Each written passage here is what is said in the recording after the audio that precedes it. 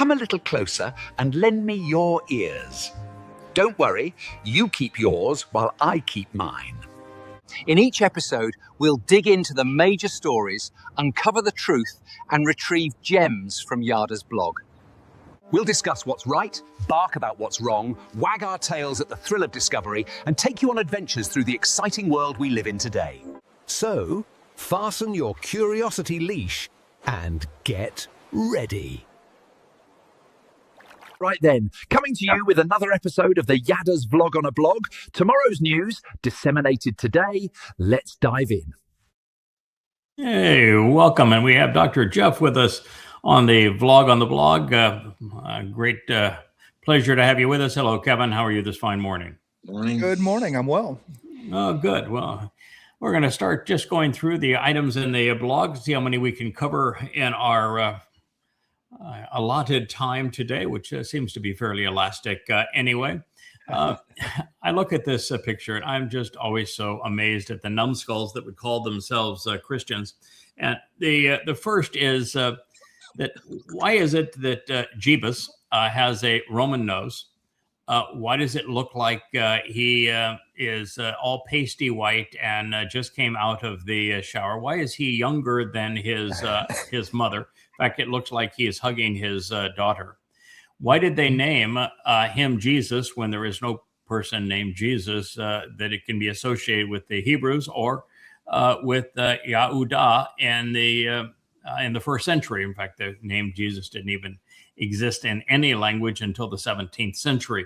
So why do they call him Jesus? Why do they give him the name of Mr. Christ when that's not a Hebrew title? Couldn't have had nothing to do with anything that had been predicted in the past. So just assigning him, you must be the Mr. Christ, is absolutely absurd. Why did they claim that she was a virgin?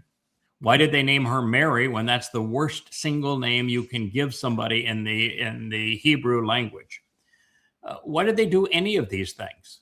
I mean, why did they make up Jesus in the first place? Because there was no such individual. It's all a lie. No Jesus, no virgin birth. The Son of God is actually Dowd, and he was redeployed by actual parents, and those parents are announced in the Torah and prophets. Ruth says, I am your productive mother. I will deliver to you, Boaz, the kinsman redeemer. What part of that people don't understand? Yeah, I can't believe that. Well, this one says she's born to a sinless virgin. Sinless, right? Sinless. Perfect. Virgin. Yes. Perfect. Uh-huh. Perfect. Uh-huh. It's where are you going to find one of those? Yeah, where are you going to find one of those? God himself's not perfect. No, it's And you're going to have a creation, part of his creation that's perfect. What does perfect even mean?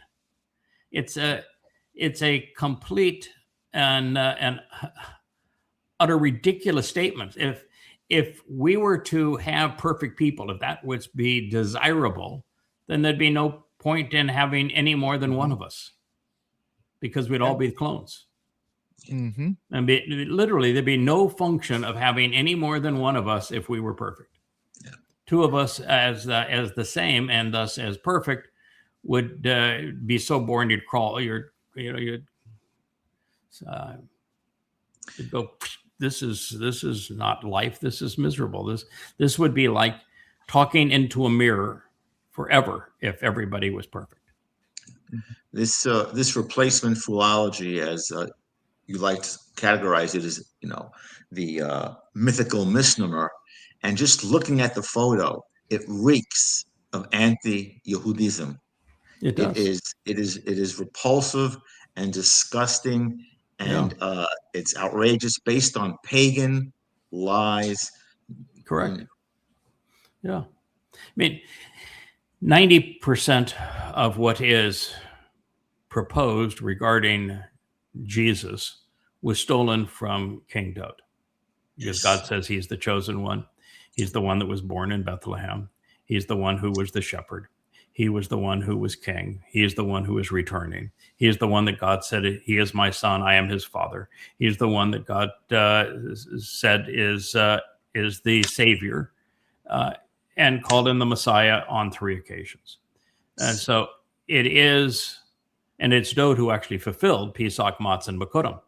And so, about 90% of the lie is based just on stealing Dowd's identity and his achievements. And since Dowd is the person that God says is my firstborn, my beloved son, stealing the attributes and accomplishments of God's son is about the most reprehensible thing you can do. And that makes Christianity a disgusting and reprehensible religion.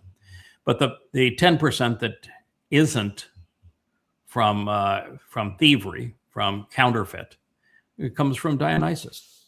The fact that God became a man is Dionysus. It's purely pagan. The fact that God was killed is Dionysus. The resurrection, the bodily resurrection, is Dionysus. The birthday on Christmas Day, which was back then was the winter solstice, and the conception 9 months earlier on the vernal equinox, all pagan. So it's a blend of paganism, including the trilogy was paganism, with baptism was paganism, with thievery, identity theft. It's a deplorable religion, and it has suckered in 2.5 billion people today, and it is not a victimless crime because it has dehumanized and demonized God's people, Jews, for 18 centuries.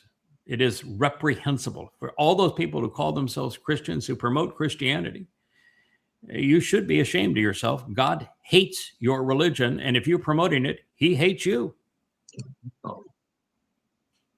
This lie is the most malignant foisted upon humanity, and has resulted persecution, destruction, and annihilation of Jews and Yehudim from millennia.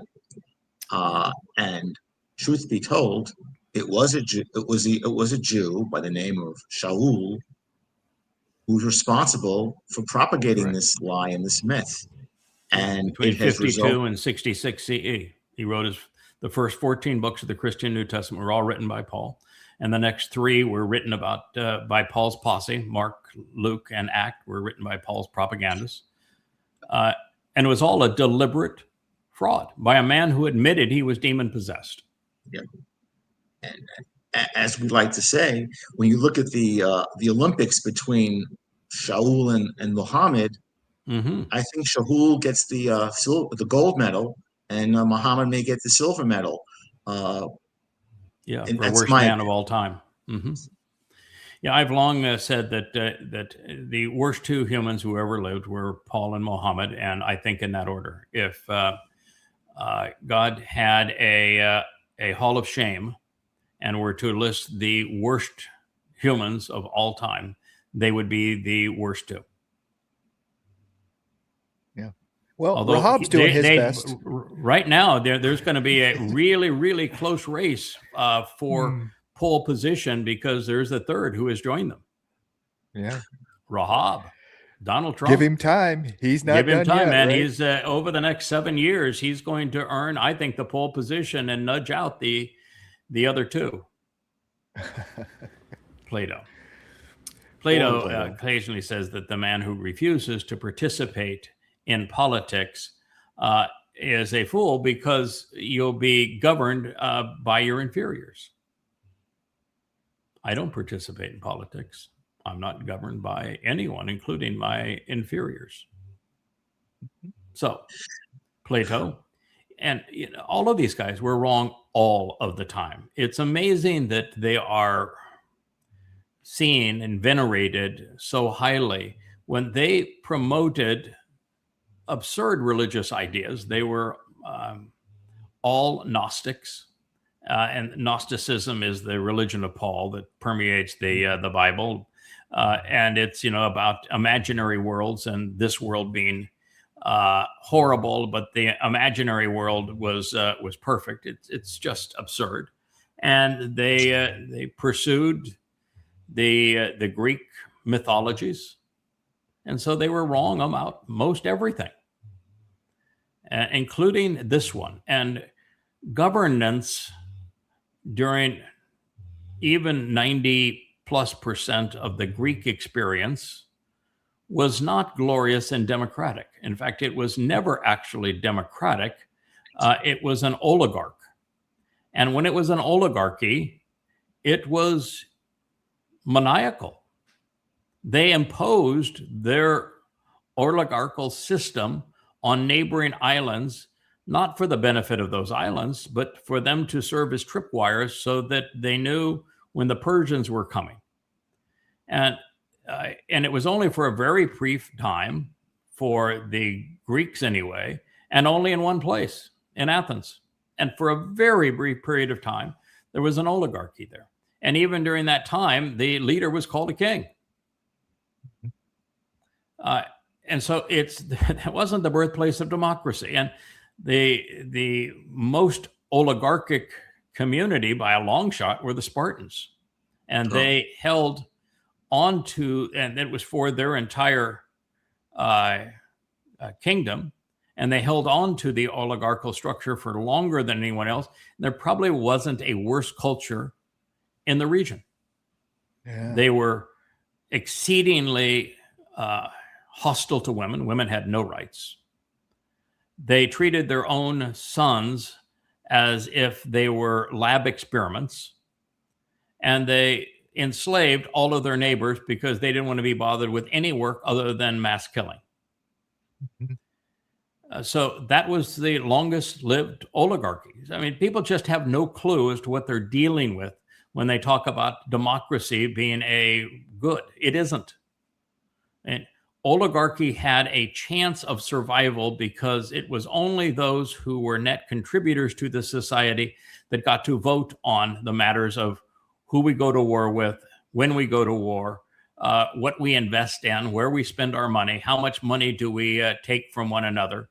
And it was only net contributors. When you change the system so that those who are not productive can rob those who are productive, you are certain to destroy it.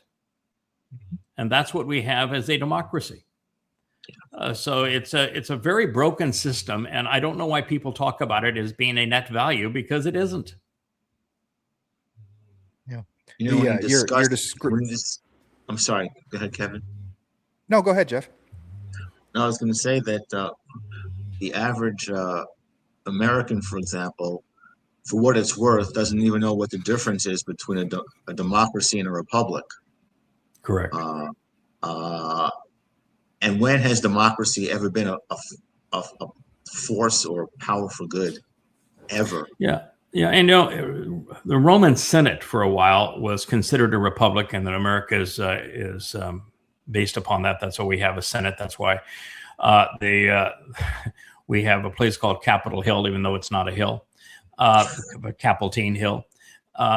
That is why the symbol is the eagle. That's why Trump stands behind an eagle when on his rostrum, and that's why the buildings are all Romanesque in their styling. The issue with the Roman Republic is that it was only a republic of a tiny fraction of 1%.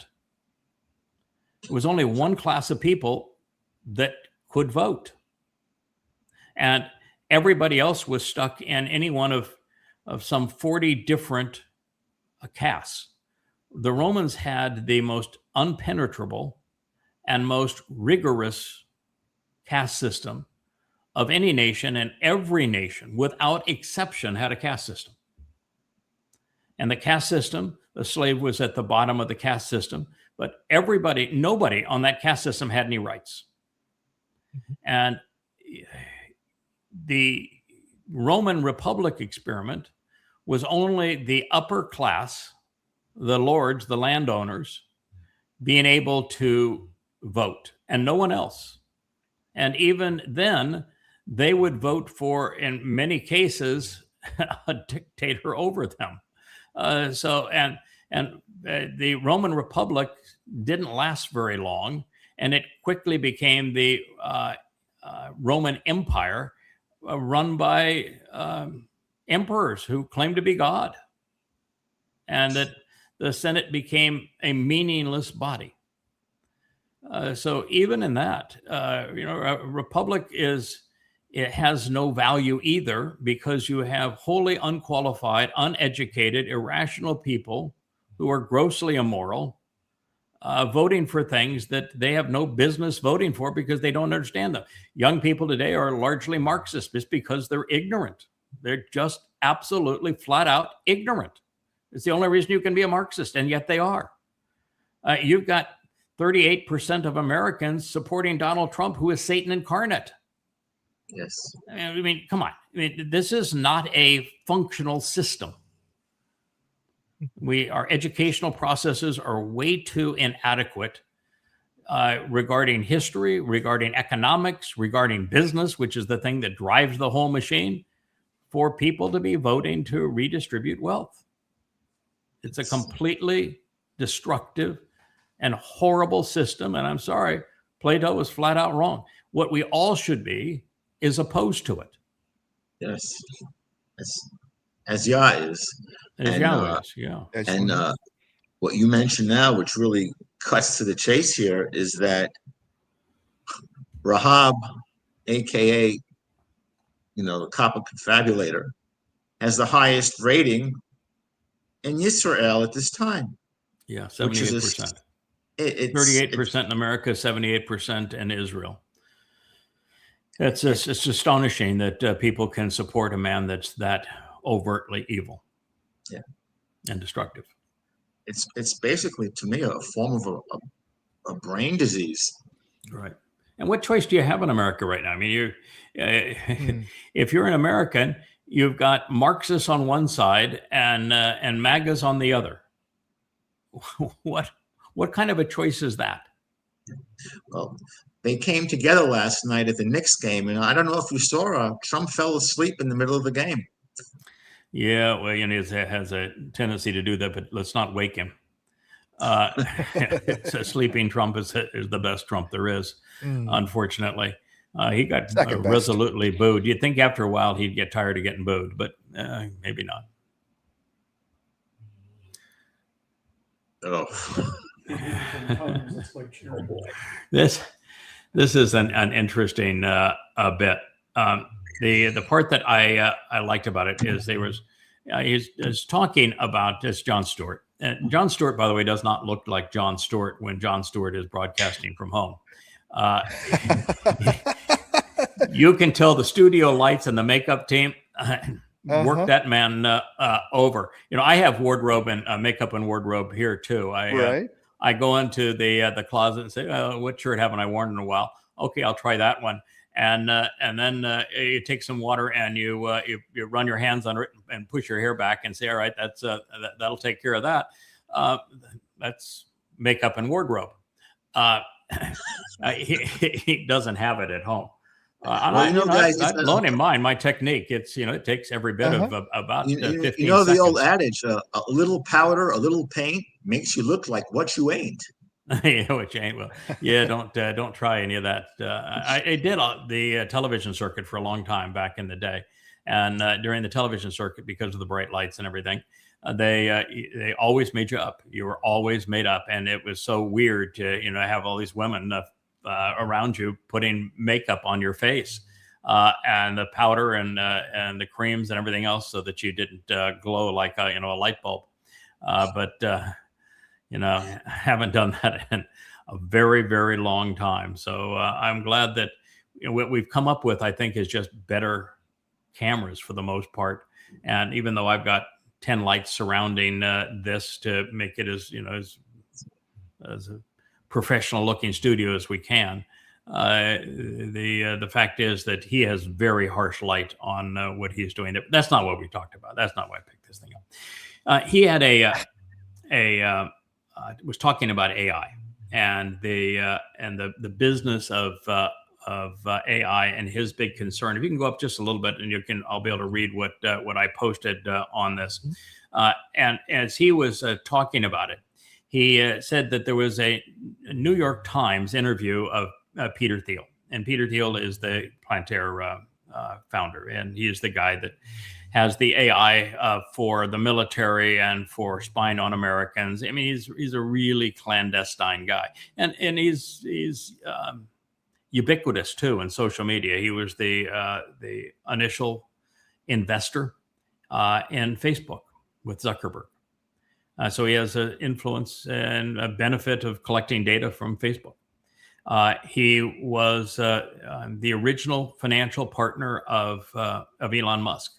Elon Musk began his financial career with a company he partnered with Peter Thiel called PayPal.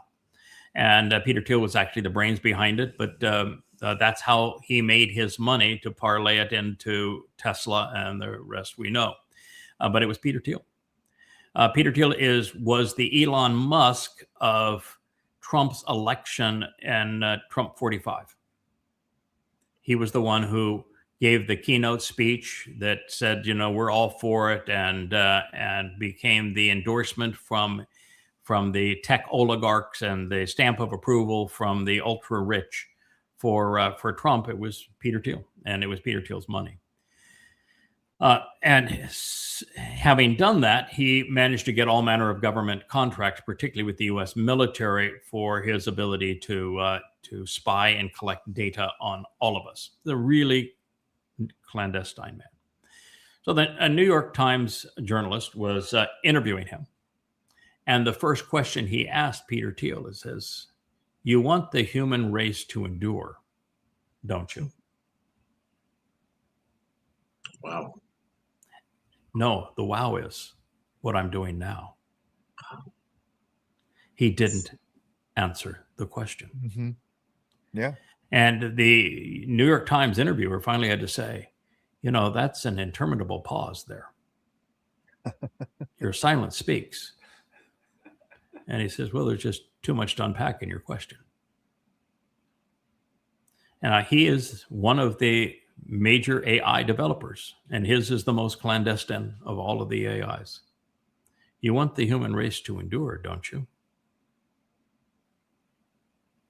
Wow. No answer.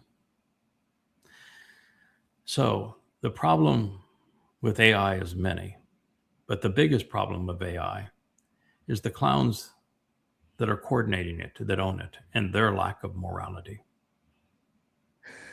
Yeah, I mean, not to get too off in the weeds with this one, but the technocrats really have this idea that technology is their new god, and they are going to figure out how to transfer consciousness into technology. That is their absolute end game goal for man to live forever. They just don't understand the neshama. They can't comprehend a neshama, or an Nefesh for that matter. And Nefesh is the easy one. And so few people have a functioning neshama.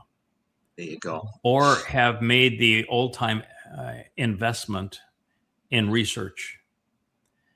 And since the last two generations have been indoctrinated and have too many crutches, the internet for searches and answers for everything, and now AI to write term papers and to take tests and do everything for them. In fact, it's a closed loop right now. The students do their papers using AI, and the professor uses AI to grade them. So it's a closed loop of indoctrination.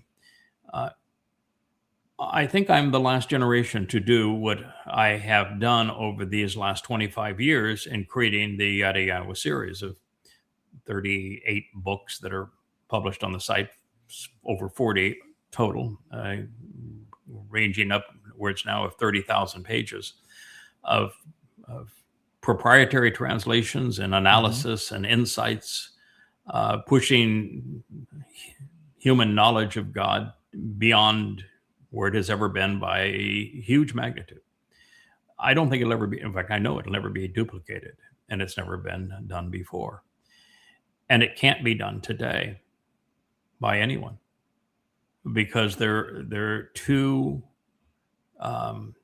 reliant on AI. And AI, at the very best, if particularly trained to do it, can offer an affirmation of what I have discovered. It can look at the logic of it, and it can affirm that, yes, the reasoning is sound, the translations are accurate, the conclusions are unheralded and profoundly important, but stunningly unpopular. But it can't come to those conclusions. It can't draw those conclusions. And it isn't even capable of recognizing that based upon those conclusions, that religions are all wrong, that politics is all wrong, that the norms of society are caustic and counterproductive. It can't go there. And so on subjects that a person like myself is an expert in, we can outthink AI all day, every day. And it can't even come close to competing. It can just nip around the edges. So it's a tragic thing that it has done, and I'm glad that it's going to only have a 7-year run from this point on. What you're saying is absolutely key and profound. Functional Nasama. Yeah, functional Nasama. And these same individuals have, I think they have diseased souls as well. Yeah, I think that the developers of it do not have a functional Nasama. I mean, we are, of course, exposed to Elon Musk because of his X account, and it's clear he does not have a functional conscience. It's completely gone. He has no empathy. He has no judgment. His character stinks. And what I've seen thus far in Ellison and Zuckerberg and Bezos and what we saw and Bill Gates, they don't have it either.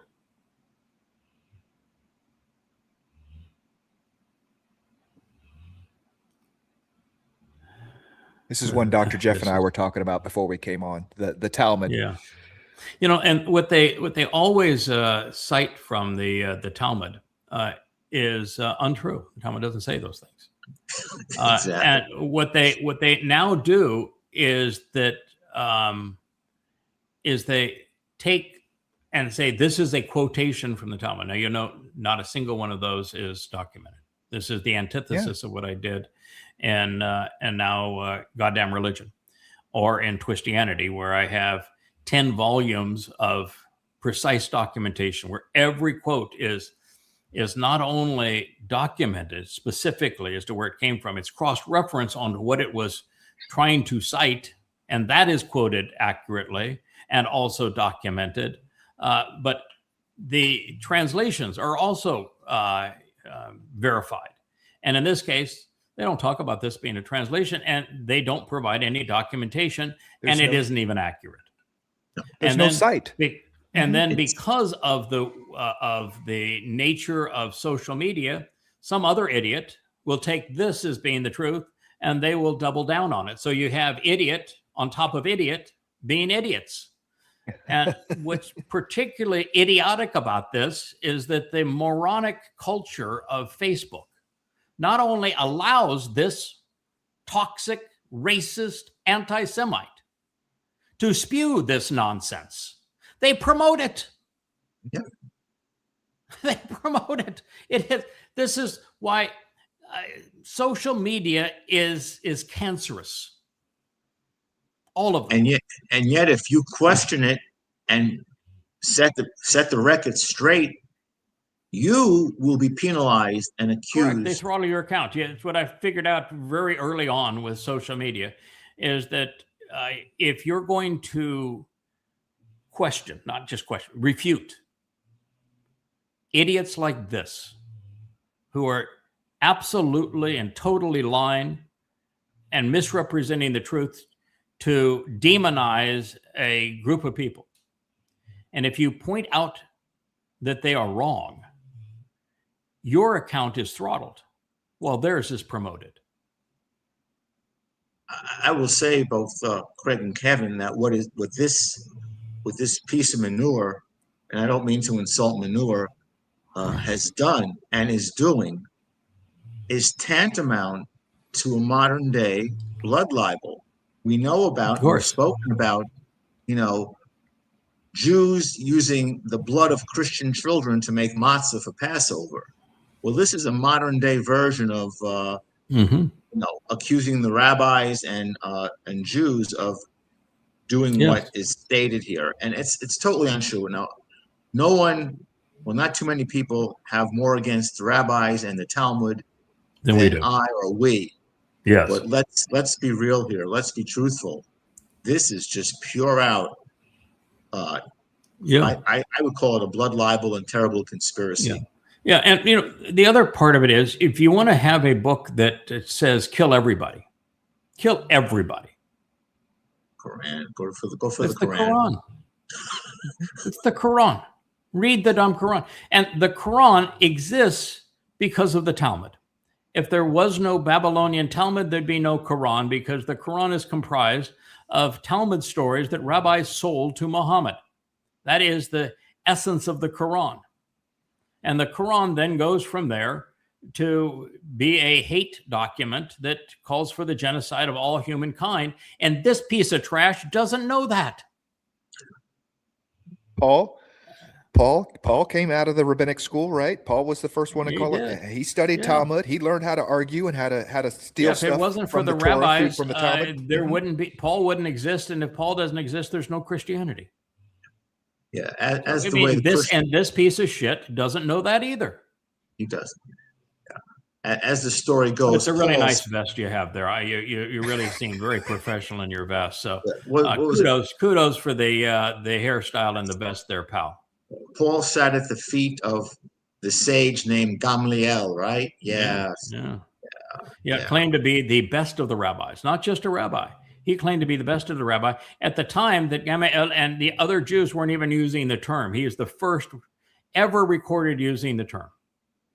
And then he uses the style of the Talmudic argument to present his mythical Jesus against Yahweh and Yahweh's testimony, where he never once, just like this moron, never once quotes God accurately, never documents a single quote, and never cites God accurately once. That's how Paul created the New Testament. Never documented a citation, just like this moron, and never quoted it accurately a single time, just like this moron. That's how your religion of Christianity was created. It's terrible that these Jews lit the spark for what, has engulfed them. Yes. Butterfly tribe. Go to hell, pal. Oi. Herod. Oi. Herod's wall. Yeah. Yeah, man. Yeah, let's see. Herod was not even a Jew. He built everything for his own self-aggrandizement. He tormented Jews on behalf of Rome, and he built that damn wall. And yet you're going to pray to the stones in that wall. And I'm here to tell you that a man who prays to stones, he is no smarter than the stones to whom he prays. We knew another religion that started out so nice. Look at the little head coverings, and you have to wear the head covering because the stones need reverence. And if you're not reverence to the stones with either a kippah or the black hat of the Haredi or the shawl over your head, then you're not being reverent to those stones. And this is a holy stone. Yeah, there's another religion. The Kaaba's got nothing over this. I mean, sure, the Kaaba was a rock pile to rock gods, and still is a rock pile to rock gods. But here the Jews are right there, praying to the stones. And you have the triple W's watching over you, the wall watching weasels. The wall watching weasels. No, are we watching the weasels? I mean, what the sad thing is, and I discussed this the other day with Kevin, is in the 6 Days War, the moment the Israelis captured Yah's real estate, the most important site in the world, they, of their own accord, and perhaps with a little pressure from the United States, Moshe Dayan, gave it right back. When Moshe Dayan was scum. Yes. And by the way, so was the prime minister at the time. I know that Golda Meir is considered a iron lady, and they love her quotes and everything else. And she was wrong about everything. 67. And It was Levy. she, like all the rest of the leaders of the IDF, all of the leaders of the IDF, and all of the leaders of the Israeli government were communists. They were Marxists. They didn't give a crap about Yahweh or anything that had to do with his site. So they were just Marxists. And they were Marxists.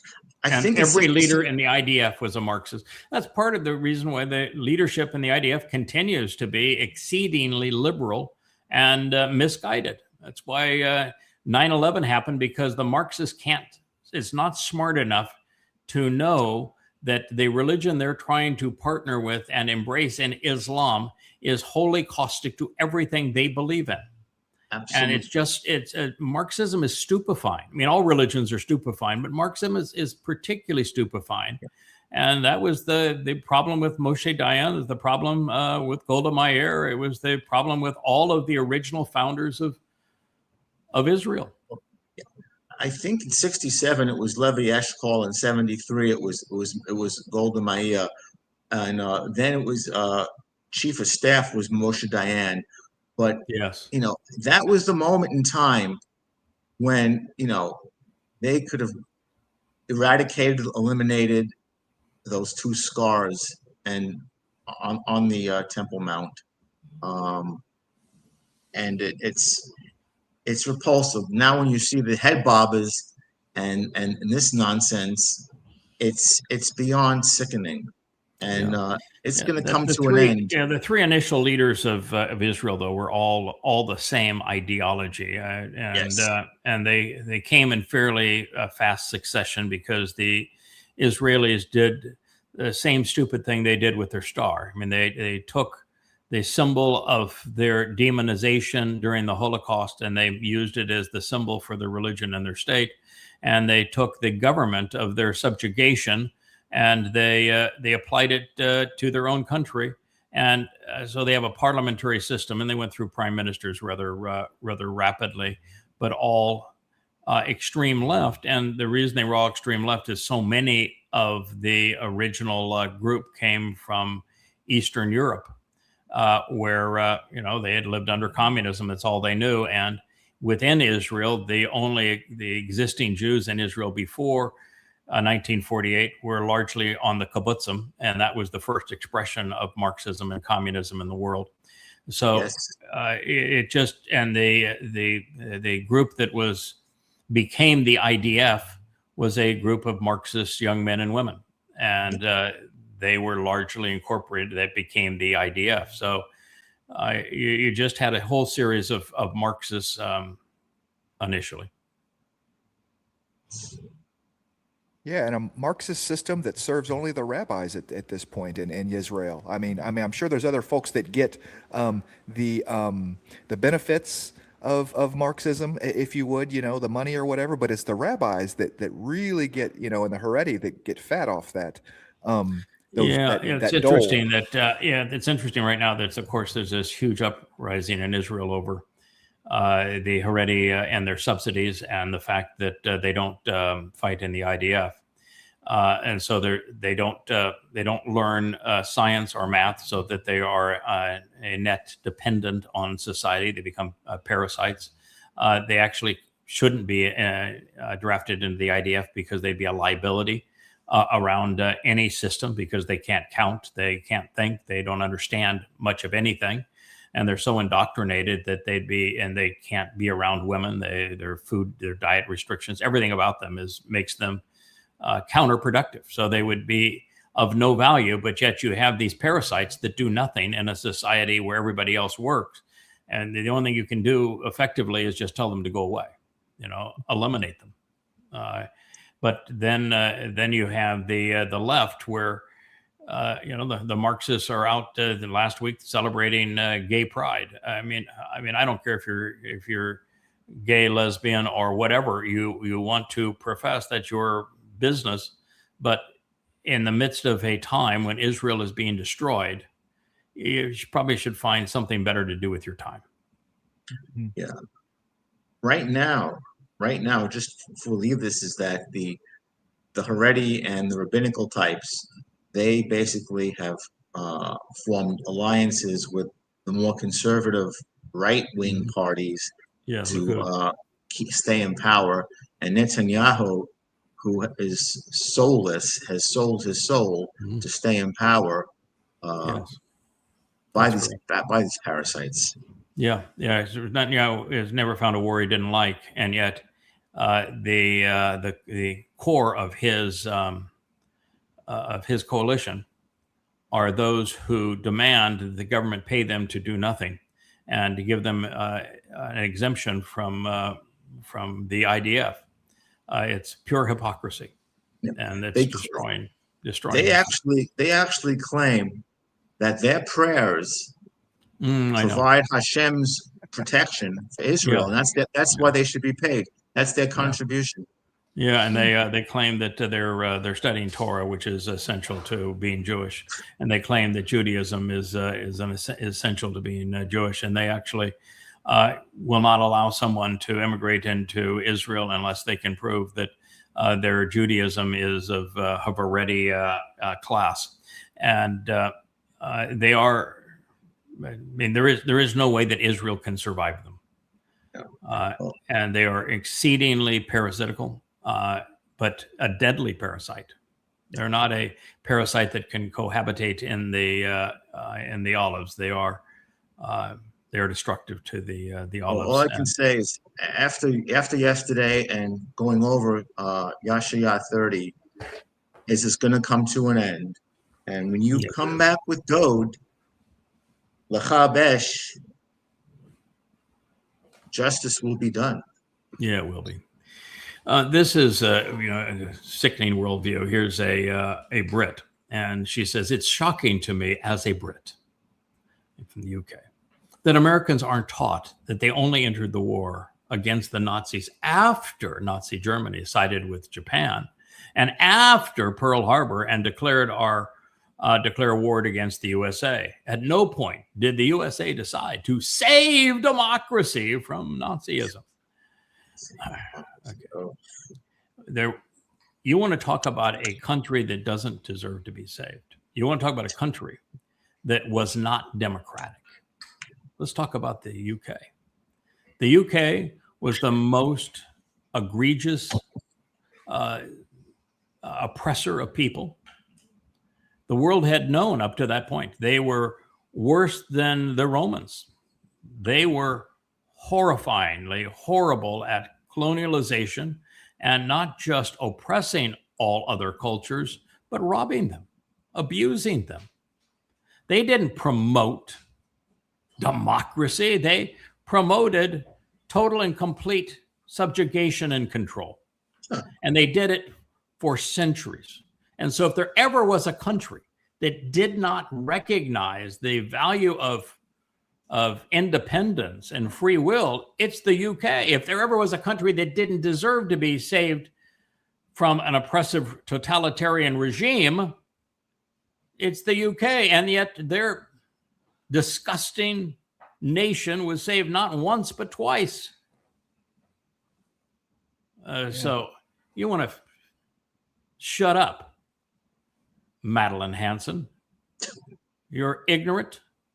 You're immoral. You have no concept of what you actually represent.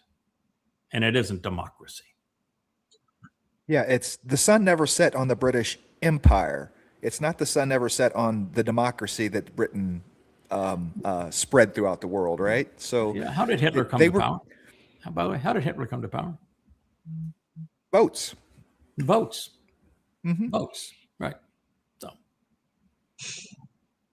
Yeah. That's your democracy right there. Yeah. Hitler tried to control Europe, just as the UK tried to control Europe and controlled at one point about a quarter of the Earth's population. Mm-hmm. And the history of the UK and India and in China in particular is really horrendous. Oh wow, I just despise this piece of shit here. And He's finally been suspended because he diddled the office staff, and he is just the face of evil. For those that don't know, this is the head justice of the International Criminal Court. He is the one that indicted Netanyahu and called him a war criminal. He's the one that accused Israel of genocide, and he is an absolutely maniacal, revolting piece of crud. That's what human excrement looks like. And there's a lot of them in the world. And many of them work for the United Nations. He just happens to be as bad as any of them. And you put a turd in a suit, it's still a turd. Mm-hmm. Yeah. Oof. Yeah, Dr. Jeff and I were talking. At worst, at the United States, all they do is disbar you for something like this, and then make you Attorney General later on. But yeah, of course. It's. I'm waiting for this, like you say, this piece of excrement to be called a victim. Oh, I'm sure he already is. In fact, I know he already has. He's called himself a victim. Oh, yes. God. So here is Richard Gere. Richard Gere's not looking so good in his older age, and he has this post. It says, "We're living in the darkest moment that I've experienced on this planet." Okay. Whoever thought America could turn like this? Whoever thought that a maniac like this would be president of the United States? How is this even possible? Because we went to sleep? Richard Gere. Yeah. Marxism again. Hollywood in particular, but the Democratic Party went Marxist. I know that when you use the term Marxist, it doesn't resonate with people like progressive or social democrat or liberal or woke. But bottom line, it's Marxism. Mm-hmm. That is what they're promoting, was Marxism. And it is pervasive in the Democrat Party. It's pervasive in the Hollywood left. And the reason you got this POS on the right, who happens to be Satan, is because of the Marxists and the Democrat Party. You took over the party and you didn't give mainstream America an option.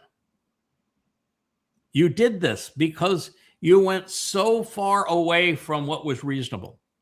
You didn't learn from East and West Germany, East and West Europe, North and South Korea. You did not learn the lesson of failed Marxism and the consequence. You didn't learn the lesson of there's 200 million people that are dead today because of the Marxist experiment in China, in Europe, and Russia. You didn't learn that experience from it. And because you didn't learn that it was a failure economically, that it deprived all people of freedom and of prosperity, and that it was deadly, diabolical, because you did not learn that humans, when you congregate together, are worse than you are individually. Mm-hmm. That's just what this happens. So you want somebody to blame for this, Richard Gere? Look at yourself. Look in the mirror. Look at those that you represent. Look at those who echo your sentiment. Yeah, Trump became Trump and became president because the left went way too far left. Paraphrase a philosopher who actually, I think this quote is quite accurate at times, is Santayana, about, when you don't learn the lessons of history, you are compelled to relive them. Repeat that. I would go when the lesser of two evils in American politics is Rahab. That you really have to think about what is Marxism.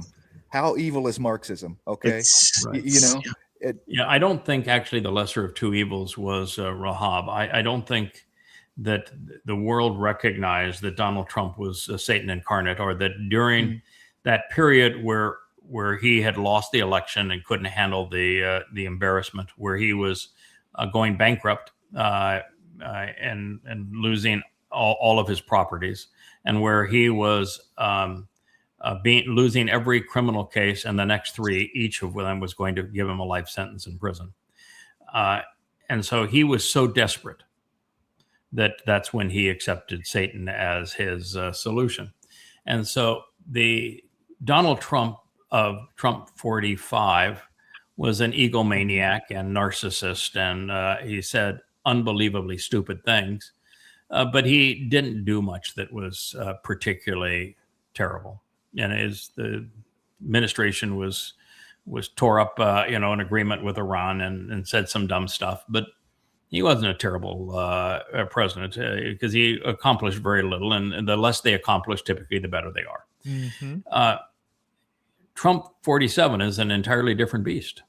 He came back demon possessed, and so the narcissism is now narcissism on steroids. And he was always a psychopath, but it was not as evident. He was always a sexual pervert and predator, but it wasn't as evident. And so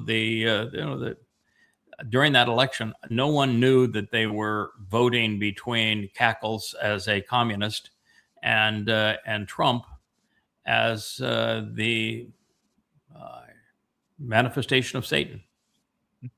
And I don't think most people even realize that Trump is Satan today, even though it's obvious. Right.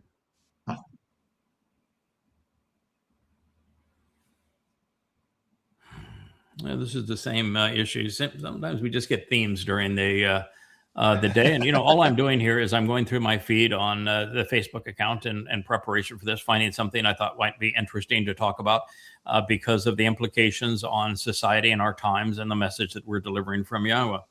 And in this particular case, you have the new Marxist mantra. They don't want to tax the billionaires. They want to rob the billionaires because they're not productive. And they claim power by redistribution of wealth. If they can promise people who are not productive that they will take the money of those who are productive and redistribute it to them, which is thievery, that makes them popular and people will vote for them under those circumstances. That is what democracy is all about. It is rewarding failure and punishing success. That's why it never fails and never succeeds. And this capitalism is cooked. Total ignorance. Capitalism, communism, socialism, fascism, Marxism, all the same ism. They all use capital, and they all recognize that the most important form of capital is human labor. Mm-hmm. The distinction really is between free enterprise and controlled economies. And free enterprise is a vastly better system for productivity and for freedom than our controlled economies. And the controlled economies are all the same, whether it's fascism, socialism, or communism, or a monarchy. Controlled economies are all the same. They do not work. And there is a blend today that is sort of interesting, but it misses this point entirely, which is that in China, you have a government that is communist, but all of the industry operates under free enterprise. So it has become the economic engine of the world while blundering nationally. But free enterprise is the only functional form of economics. There is none other. All the others concentrate power in the hands of a few, but they socialize the human experience, and in so doing, we become the worst of ourselves. You freeze rent, and everyone lives in a slum. Mm-hmm. No one will build, no one will maintain. So it just shows this complete ignorance of economics, and you can't get through to the mindset like that. Again, idiot in the middle. You cannot get through to them. There are no words that are going to resonate with him to say, okay, every fact proves that I'm wrong. But he didn't give a shit. And you're dealing with a generation that's been so indoctrinated, they don't know how to think anymore. So they can't reason their way out of it. And they don't know economics. They've never run a business. They never hired anybody in their lives. They never tried to manage someone. They've never raised capital. They've never written a business plan. They don't know. And, unfortunately, in a representative government or in a democracy, the idiots outnumber those who do know by many, many, many hundreds to one, maybe thousands to one. Yeah, you could take all of the money, not just tax the billionaires. You could, by the way, the billionaires are already paying. The wealthiest 1% pay 25% of the total government budget. So the top 1% are already paying 25%, which means they're over contributing. And 50% pay nothing. The bottom 50% pay nothing. So the system is already tilted grossly towards penalizing success. But in this case, rather than tax the billionaires, you could take 100% of the money of the billionaires, and you wouldn't cover even half of the increase in the national debt in 1 year. You wouldn't even cover half of the increase if you took it all. It wouldn't last in terms of sustaining other people for even a week. So if you took it all, and then you've destroyed incentive for anybody else to make it, so you'll have no one else in the future to rob. So if you took it all, you would it'd go a week, you'd reward failure for a week, and then it'd all be gone, and there'd be no one else to replace them. Duh. Right. I just like all the happy smiling faces and the wonderful colors. I mean, Marxism just looks so joyful, doesn't it? I love this part down here where it says no AI, and yet all of these college educated Marxists used AI to do their term papers, to write their papers, and then the Marxist and to create these graphics. And the Marxist teachers, and their whole world is artificial because they use it to create an artificial existence for themselves. Mm-hmm. Yeah. And the lout in the middle, he's a special Marxist because he's that nexus between Marxism and Islam. Mm-hmm. Yeah. Do you know why Bernie Sanders and the group have gone no AI? You know what their issue with AI is? Probably climate change. It's pseudo-climate. The AI centers use just enormous amounts of water and electricity. And electricity has to be generated, and most of the means of generating electricity are considered caustic to the environment. Even they pay for it, they still use an inordinate amount of electricity, and they use an inordinate amount of water. And so those two reasons are the primary reasons they don't want AI. Mm-hmm. It's a pretty simplistic view of the world. I was doing a little bit of research on the amount of water usage, and it was funny that you say they use an inordinate amount, but I mean, it was, there's one going out of New Florence that is back close to my old hometown, and it's a huge or it's a Google development, acres, I mean hundreds of acres under, and they're talking about the size of the well that they're dropping and the depth, and then they're going 1,500 feet, which is crazy deep for wells around Missouri. They're going into a Precambrian aquifer that typically is only tapped by Metropolitan, and it was somewhere at 50 million gallons a year or something like that. And it wasn't even a percentage of what a major city of 50,000 people would use in a year, and so people are having this upset about how much water that AI is going to use. Okay. But cities are using 10 times that amount of water for people just to wash clothes and daily, right. So it's a drop in. Actually, it's for as I looked at it, it's about equivalent for a average size AI facility would use as much water as a community of about 500 people. So there's a bunch of machines over there that are using the same amount of water every year that 500 people would use. That's about, but that's still a lot of water. And we're going to get to that as we turn to the development in Arizona by the Taiwan Semiconductor Manufacturing Company, and why they put a facility in Arizona where the facility is only running now at about 5% of its intended capacity because they can't staff it. And they're still using 1 million gallons of water a day from the Phoenix metropolitan sources of water in a desert. And they're 1 million gallons a day, and they're at, maybe 1% of capacity. So it's there are serious water uses. Now, I don't have a problem with people using water because there's exactly as much water on the planet today as there was 1 billion years ago. But you ought to be smart enough to say, if I need a lot of water, I should put my draw on water near where there is a lot of water. So I don't know why you would put it in the Arizona desert, but they did. Two things working against you: no water and heat. It's like, come on, who was thinking, right? Yeah.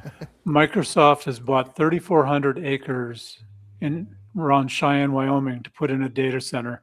That's a high plains desert. Yes. Yeah. It's again the same kind of thing. And you've got Elon building all of his AI chip facilities that also are huge water draws in Texas, and not in the part of Texas that's wet but in dry. And so you just go, come on, folks, what's going on here? Oh boy, the flipper flopper. I like flip flops, so I'm not got anything against flip flops. But that argument that Trump said, "I never said that I wouldn't start a war." You're lying. You must be stupid. Are you a crook or are you stupid? Those are the only choices. And he turned bright red and everything else. And of course, right after the interview, she played one of many, many clips where Trump is campaigning for president in 2024. And he says, "I will start no wars. I will be the peace president." And so, she caught Trump in an absolute lie. The flipper flopper. But hey, that's real hop, stock, and trade. You can't deny Satan what Satan does best, right? He wouldn't be Satan. Right. That wouldn't be fair. Fair, right? I like taking Sir Shorts to say you can't wear a hat. Grossly unfair. There was some hat. Yeah, there was some hat discussion today about whether I should turn it around backwards or not. So. Oh, okay. Yeah, well, I'm glad people are listening. This is good. All right. So this is a presentation on Epstein, which the world has largely forgotten. You start enough wars, you say enough idiotic crap that, people lose interest. And that's what Trump's been trying to do. Jane Doe number 4, at 15 years old, claims, and she was interviewed over and over again by the FBI, considered a credible witness by the FBI. And she has testified over and over again, giving enormous amounts of evidence that she was raped by Epstein when she was 13. And then she was raped by Donald Trump when she was 15. And the Epstein estate gave her enormous amounts of money and a non-disclosure agreement that didn't just cover Epstein. The settlement for many, many millions of dollars was to have a non-disclosure between not only covering Epstein, but covering Donald Trump. That's part of the Epstein files. It has now been released that the settlement covers Epstein and Trump, and that it over accusations that she made and repetitively interviewed by the FBI for verification that when she was 15 years old, she was raped by Donald Trump. That's what this video is about, if you want to have the evidence. That's pretty extraordinary. This is Jane Doe number 4. 4. Yeah, she's So that actually the means most there's- important of the Jane Does in that particular case. Jane Doe number 4. You've actually probably, most of us have seen video evidence of her being interviewed of what she had to say of what Donald Trump did to her. And so MAGA, chew on that. Gag on it. Your man is a pedophile and a rapist. My point was that she's just not the only one. No. Oh, God, no. She's not. Oh, no. Mm-hmm. But if she was the only one, that would be Still enough. would. It would be, yes. Yes. So, Rahab has had his Aisha moments. Yes, he has. Mm-hmm. Yeah, it's the Aisha moment speaks of when Muhammad was 66. If he was born in the year of the elephant, which is what the Quran strongly insinuates, then he would have been 66 years old when he first crawled into bed to have sex with Aisha, who was 6 years old at the time. And she was not the only one as a child that he raped. And so Donald Trump is slightly better than Muhammad, in that Muhammad was 66 with a 6-year-old girl. This girl was 15. Okay. These are dancing rabbis in their shlemiels and black hats, jumping up and down. I just want to be very consistent and very clear. God hates them. God is absolutely disgusted by Judaism. He views Judaism as the single most hostile thing that has ever happened to his people. He knows that Judaism is the cause of Christianity and of Islam, and that it had a significant role also in Marxism. And he views these men running around as if they were speaking for him in their weasel hats and their mourning suits as reprobates. This, in his view, is the modern Sodom. And I can tell you that 7 years from now, there won't be a single one of them left. I just ended writing a bit for my ongoing analysis of Noach. In the discussion that Abraham has, I'm going to put discussion in air quotes, with Yahweh. What he had to say was repulsive to Yahweh. I really dislike Abraham a lot. But the two witnesses, one of the two witnesses was Noach, the other one was Shem. And I pondering questions about, when does a society get to the point where evidence and reason no longer matter? When does society get to the point where where allowing them to continue is merciless, where the only merciful and moral thing to do is to neutralize them? And how do you make that decision? Who gets to make that decision? So it's really an interesting discussion. And I did a thought experiment on it that I'll share with you. You have a chance to read. But it's the questions that Abraham didn't ask that are really the interesting ones. And the thought experiment that I provide, I think, is useful in this regard, that if Yahweh neutralized the Haredim, such that they did not exist, it would not be a merciless thing. It would be exceedingly merciful. And I explained why God was in a position to do that and we're not. And why it would be all beneficial if Yahweh did it with no downside, and not in our purview to do it other than to talk about it should be done. Mm-hmm. So it'll be an interesting piece for you all to read and decide whether or not I'm right on this. But I took a very harsh position against Abraham. Again, I do not like him. We're not going to be buds. Mm.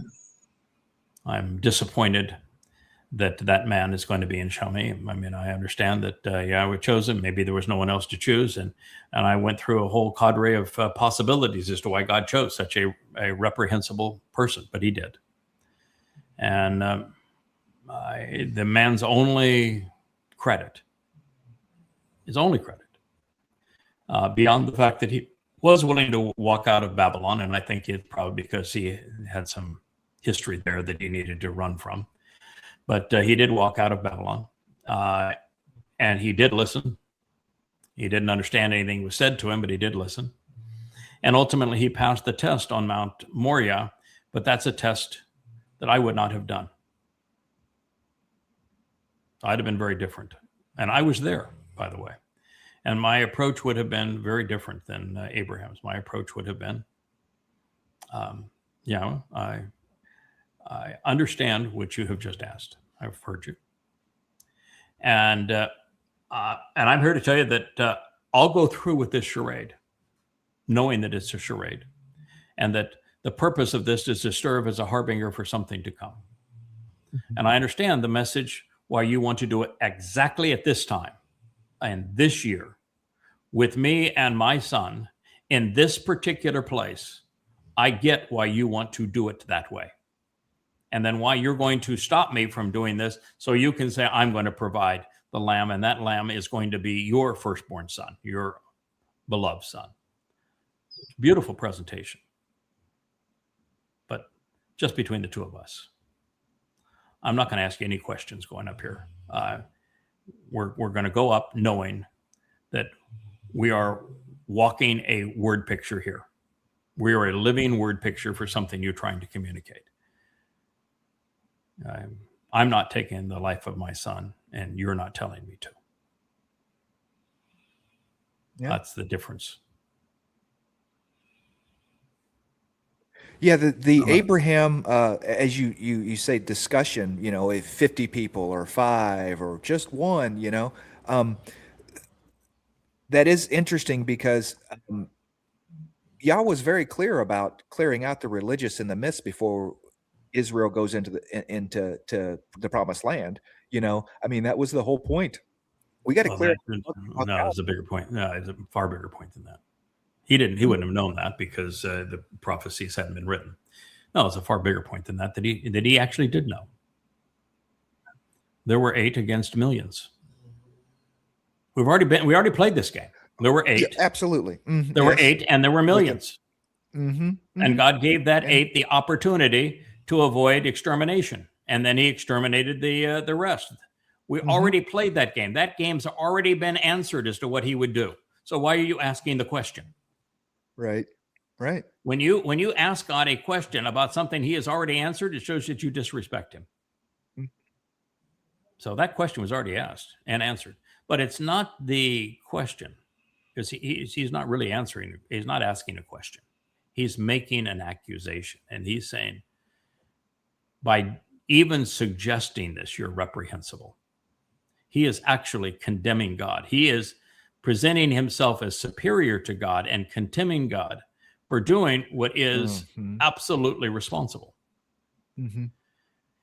And it's never put in context of the fact that 50 would be at most 1%.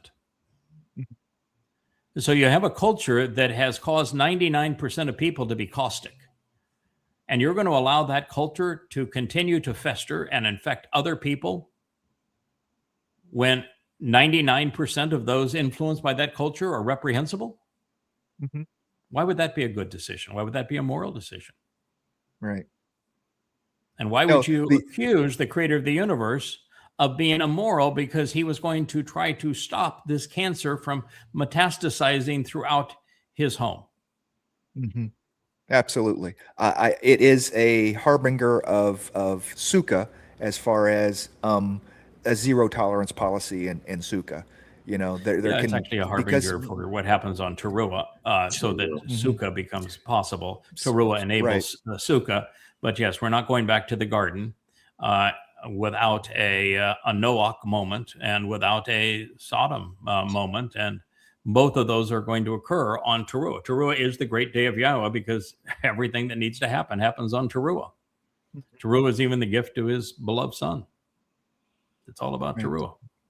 And on these guys, there's a special chariot, properly festooned and colored just for them. And it's going to take every one of their sorry souls into hell, into a black hole. All black chariot, black hole, Black hats, black suits, black hearts, black religion, no light.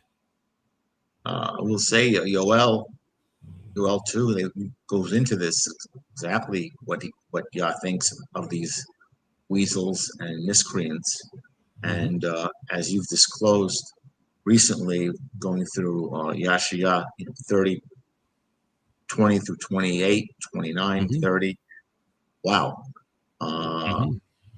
The events of fiery, and you actually become as the stem, the rod, and the sword. Yes. That's going to be your role. Yeah, I'm going to have the scepter on loan, but the rod, the spear, I am those things. The branch. The branch and the scepter belong to Dowd. It's going to be wielded, and that's what God wants done. So there is a person being sent by God who is going to rid Israel of her enemies. He's just not going to be the Messiah. He's here on behalf of the Messiah, but he is not the Messiah. And these morons that are pretending that he's going to save them, no, he's going to make certain that they're incarcerated in Sheol. Lucky for them, they don't believe in Sheol, so it won't bother them at all. Right. Oh my. Machiavelli. Have you guys ever read Machiavelli's book? Machiavelli. Have you? Have you ever, you know his book? Machiavelli wrote a book called The Prince. The Prince, yes. The Prince. Machiavelli was an Italian. Lived probably in Florence area, not far from Rome. At the time, all popes were Italian because it was Rome, of course. And, the whole concept of pope, by the way, and the pope running the Christian world didn't actually emerge until the 11th century. It was during the time of the Crusades, when a Roman pontiff claimed that he was pope, taking the title that the emperors of Rome had used. The emperors of Rome, beginning with Augustus, called themselves the father of Rome, and they used Popa as father. So he took the old Roman title of the emperors, and he claimed that he was infallible and he was the one, and that all other sects ought to obey him. And the pontiffs and the Eastern Church out of Constantinople said, "No, you don't. You don't have any sway over us." And the Roman base church is largely destroyed anyway, with all the powers with us. But that's when it began, as actually in the 11th century. So it's a relatively new phenomenon. It doesn't go back to Saint Peter by any stretch of the imagination. But what Machiavelli was writing when he wrote about the Prince was for the Pope. And he was advising Italians, and these would be all Italian oligarchs. And it wouldn't be actually an oligarch then because it was a monarchical system. That to be Pope, you needed to know that there are two basic ways to control people. You can earn their respect, or you can terrorize them so that they fear you. Those are the two ways. And his advice to all future popes was that earning someone's respect was too hard to accomplish and didn't have near the influence of terror. And so Machiavelli's The Prince was written, and Machiavellism is been categorized, even though it's not written in the book, as the ends justify the means, is that there is no manner of terror that is inappropriate for a ruler to impose to control people. And it is the philosophy that has always run the Roman Catholic Church. It's the philosophy that ran Imperial Rome. This is the exceedingly evil, and they want to call him a philosopher.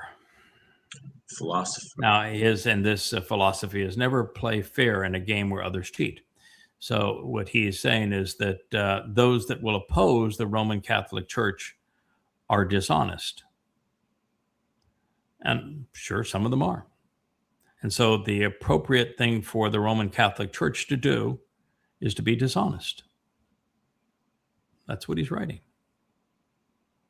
Oh, it's pure sadism. It's pure sadism, because we are going to inflict pain, terror, fear, whatever means necessary for your own good, lowly people, man. That, right? You know, It's Paul's. The all governments are inspired by God. You are subject to them, and if you oppose them, it'll be at your own doom, and if you support them, it is the will of God. Right. Yeah, and he was writing that in the book of Romans to Romans, who are the most beastly of empires in human history. Yeah. Give on to Caesar what belongs to Caesar. Yeah. Wow.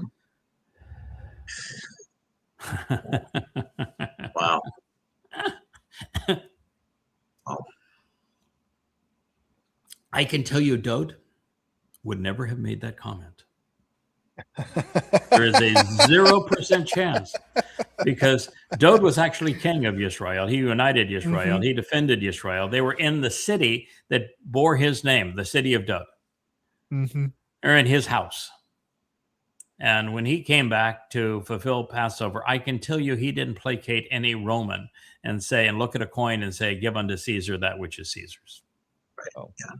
No. Absolutely. He said, you guys are lucky I'm here for one job. You guys are lucky I'm here for one job only. Otherwise, only one job. I'm here to do one thing only, actually, two things: fulfill Pesach and matzah. Matzah is the biggie. I'm going to go into hell for a heavenly cause. But you guys aren't really lucky, because there's none of you who are going to benefit from that. Not one. I just mean that. Yes, he would have been the ultimate rebel. It's going to have benefit for my people and for the covenant family, and nothing for you. And I'm going to return as king of the universe, and you're all going to spend the rest of your existence in hell. But, enjoy your day. Been fun chatting. You call me a king? Yeah, I am the king. I am the king of kings. Yeah. All right, so SpaceX, their IPO is valued at $1.7 trillion. And at this point, all they have done is lose money. Oh, here's a company that's done nothing but lose money, and it has nowhere to go. They are never going to build a colony on the moon, and they can't take a man to Mars. They have nowhere to go, and there's no place else they're going to go. So it's a company without any place to go, who is so far behind in the AI quest with Grok and his AI centers as a hobby, that not even in the conversation with these other AI giants. And X is just a complete another joke. Not even a joke. It's a cesspool. It's the worst of the worst.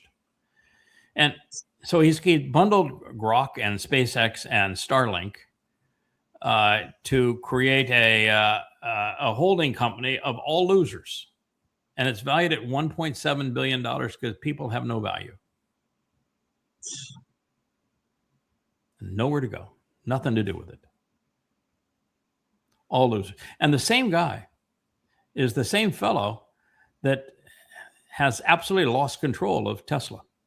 Tesla's in free fall. Musketeer has profitable. Only protected by UF tariffs. Losing market share rapidly, losing sales rapidly, declining in margins rapidly. Their original car that built them has been canceled, and they're no longer making, even shut down the factories for the last car that they introduced. And so, all they're throwing is throwing shit against the wall. They got their new robo-taxi, and it's the ugliest piece of crap in the world. And so far behind the competitors, a day late, dollar short. And he's competing in an industry where he's not the technological leader in EVs. It's all taking place in China. And he's not the leader in robots. That's in China.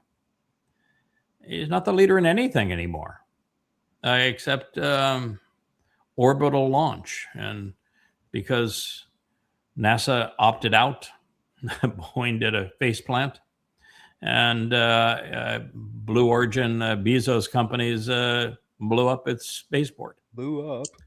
Yeah. So all he's got is defense contracts to launch satellites. That's what he's got. And he can't make a profit at it. $1.77 trillion in stock price. I wonder if as the currency devalues and stock price goes up because it takes more of that currency to buy those stocks, not necessarily. Of course. If it'll look good, at least, you know. Yeah, but how do you value a company that loses money and has nowhere to go and only has one real client, which is the U.S. government, and is way behind in the curve in AI? And this is a hobby for this man. It's not his prime business. How do you do that? Can you be that crazy? The only thing that comes to mind is Greenspan's irrational exuberance quote. Yeah, irrational exuberance. That's what we got. That rational exuberance is about to. Mm-hmm. Blame it on the rain. I wanted to pull that song. Yeah. For So this. yeah, he had that satanic meltdown. I mean, he really had a satanic meltdown. He turned glowing red and threw a temper tantrum when he was caught in a series of lies. She was pretty obnoxious as a interviewer. I don't think I would have put up with her either. But he was trying to deflect the fact that he was lying about everything. And he would talk over her, which is his way, when she was pointing out that, well, why don't you offer some proof? You're making all these big claims, but you never offer any proof for any of this. And then he made the stupid claim, I never promised there wouldn't be any, that wouldn't start wars. But he then said something about, you're lucky I'm here because it's raining. And then he went to this other meeting and he says, because it was raining, I lost my temper. I mean, what is he, the Wicked Witch of the West? And, if you throw a little water on him, he melts. Is that the deal? I mean, he knows he's demonic and water will cause him to melt. Like was it the Wicked Witch of the West, right? That you pour a little water on and yeah, exactly. Yeah. Does the witch in? Maybe that's his thing is that, well, I don't like water. Water's frightening for me. Maybe it's he's read the, Esra, Time of Trouble, and he knows that it's going to be torrents of water released from the Temple Mount during the sacrifice of the Adam Parah. That ultimately turns him into the equivalent of the Wicked Witch of the West. He's going to melt right there. Maybe he's read that. Maybe he knows that he needs to avoid water at all cost. Rabid animals are afraid of water. Okay, that is one of the Why? Why now? Why there? Mm-hmm. I mean, North Korea is a pipsqueak quantum. It only matters for one reason. I mean, the world wouldn't even know about North Korea existence because it's a prison camp if it wasn't for the fact that he manufactured nukes. And so the only reason that Z would be going there at this time, following his meetings with Iran, with Putin, and with Trump and succession, is because of nukes and arranging what they're going to do with nukes and doesn't want any traced communication, so he's going to do it in person. And that's the only reason for going there, is dealing with the exuberance that Fat Bad Herboy has for nukes and the fact that he is building them at reckless abandon, or because they were delivered to Iran and he wants to make certain that there's no tracing it to him.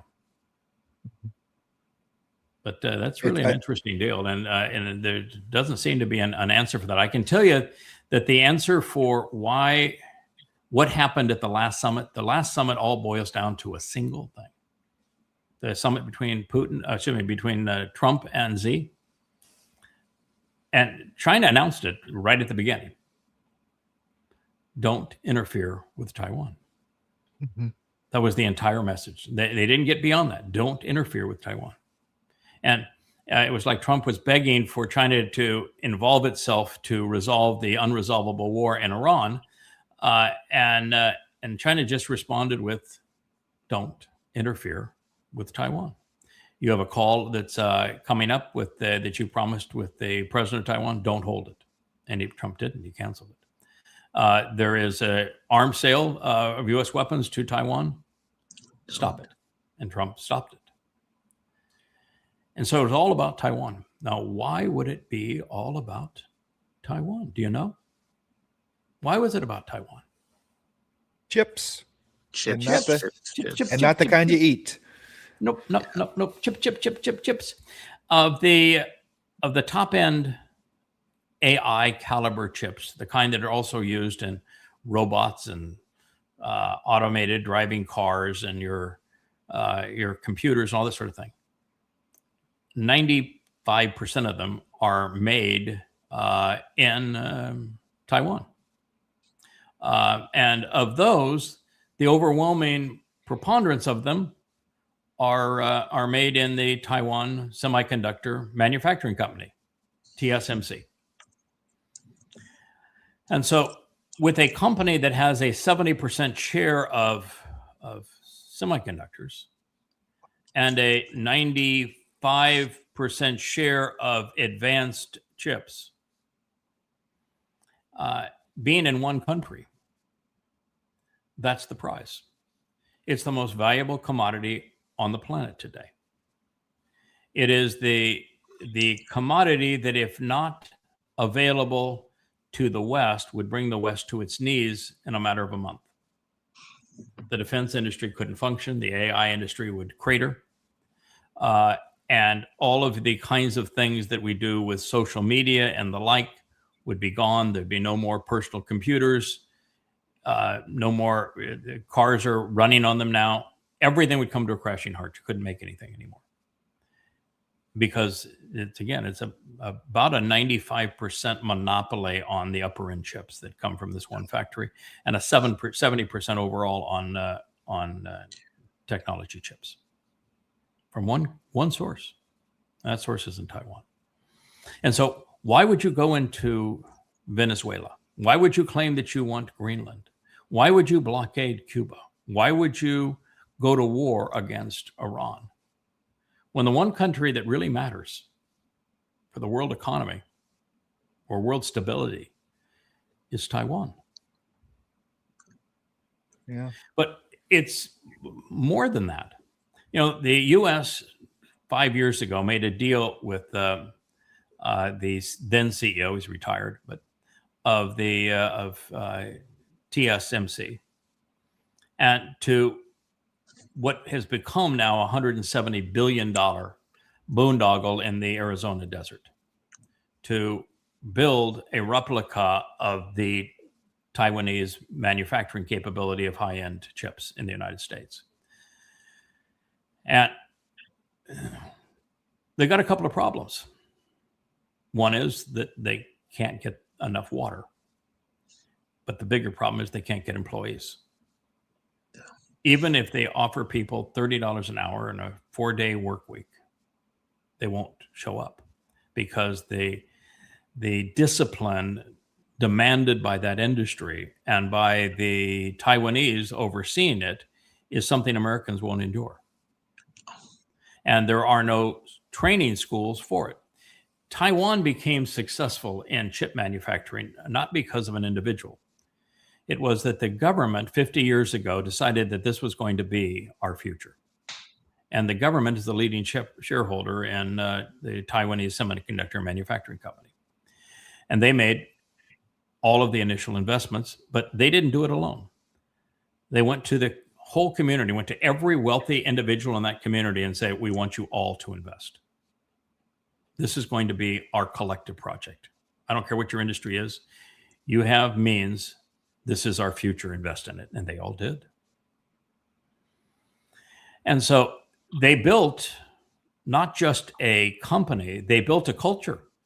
And they built an academic institutions around prioritizing people how to succeed in that culture. And they taught people how to be PhDs in doping wafers, and building developing these kinds of chips and building the machines that create them. And then the culture that would cause people to say, I want to work there. This is what I want to do. Where in America, they want to be an influencer. And so they created the culture where the industry was possible. And then they created the industry at enormous investments that only a government can do. And now it's 30% of the GDP of Taiwan. And it runs the world. And so China's in an interesting spot. Now, this guy, he is just not the smartest guy in the world. He just isn't. I mean, so much of what he says here is just utter nonsense. But he's right about one thing. The meeting with Trump was all about Taiwan. Don't interfere. Now, he didn't say that he was going to invade Taiwan, because Xi is actually in a unique position here. While he has, with all the islands that he has built and the Navy he has built and the Air Force that he has built and the missile infrastructure that he has built, he has made it impossible for the United States or any group of countries to defend Taiwan. It is absolutely impossible. So he is taking care of that. And Como says, because of those islands, now he can blockade Taiwan. Do you think they're shipping the top end chips that are this big, that are exceedingly expensive, that are more valuable than diamonds per weight, and you think they're putting them on a ship? Are you out of your mind? They're going on airplanes, pal. Yeah. They're arriving in 12 hours from the time, or 24 hours the time they're shipped, not 3 weeks. And so he's got no concept of what he's talking about there. But the issue is, and this is what America doesn't get here, we destroyed the culture of America relative to free enterprise, much less manufacturing. That culture exists in Taiwan. I mean, I knew that every time I went to Taiwan, I loved the people and the attitude of the people. We don't have that culture in America. That culture is not transferable. That culture took 25 years to cultivate in a country that was driven by free enterprise. China can't go to war with Taiwan and capture that company. Taiwan Semiconductor Manufacturing Company has no value to China if they go to war with Taiwan, because the culture that they need to run that company would be gone. So they can't go to war with them. We don't have to worry about them going to war with them. They can't go to war because they would destroy the one thing they want. They don't need more land. They don't need another island. But even though they're now about 10% of, which is, I think they're now in the second position worldwide, with South Korea being 3, and there's nobody else that even matters in chip production. The United States would be 4. They don't get TSMC if they go to war with Taiwan, because they would destroy the culture that runs that company, and it's the culture that matters. It's why you can't just go and build the machines and put the buildings wherever you want to. In the United States, spending up to this point $170 billion, and the chips that they're making are like third generation, when the rest of the world is in the 12th generation. Wow. And you're dealing with something that's very expensive to make and has very high-tech machines making it. But all of the managers and the foremen over those machines are thinking people. And you can't replace those people. And those people are more valuable than doctors. They're wearing pagers at night. They're constantly on call, and they're going to monitor their machines, because the big issue is yield. And when a machine stops performing properly, you've got to deal with it immediately because of the supply and demand consequence and the cost of scrap on these things. You have to make them in enormous quantities, and you have to know how you go from a prototype to mass production. And they have the experience to do that. But it's the culture. That culture doesn't exist anywhere else in the world. So the Chinese can't go to war with them. The only thing the Chinese can do is to keep the rest of the world out, to keep Taiwan so that it can't go to war and defend itself with China because they don't have the weapons, they don't have any support. So they can go to the Taiwanese and say, we'll make you a deal. Here's the deal you can't refuse. The whole country will be a free enterprise zone. You can have your own government over that free enterprise zone, but you're part of China. We are your government, and we're going to allow the entire nation to be an enterprise zone. And under that basis, the chip manufacturing would continue. And China would have the benefit. And the rest of the world would lose. But that's what China can do. And we don't know if Xi is smart enough to pull off that plan. But the only way you can do it is to have Taiwan recognize they're indefensible, that they have no allies, and they don't have the weapons to confront China. So rather than obliterate the population and destroy the whole thing, why not accept this proposal? And I think that's what we're headed towards. But that was the entire meeting. It's the only reason that Xi agreed to meet with Trump between Iran and Russia, and then going to North Korea. He rallied the troops around his allies, but he put Trump in a really, really, really difficult spot. And Trump has already canceled the conversation with the president of Taiwan, and he has announced that the weapons are on hold. Well, we still give direct to the other side, but we've actually done the only two things that matter to China. China can still buy chips from Taiwan, right? I mean, there's no. Oh, they can't. Oh, no. Now I understand. Okay. The United States doesn't sell weapons to people without extracting a pint of blood. And the pint of blood was, you don't offer any of your chips to anyone in China. No. Now, the difficulty of all of that, most of electronics, computers, smartphones, the like, and advanced auto parts, everything are made in China. And so for them to be made in China, the chips have to be shipped to China to assemble into those components.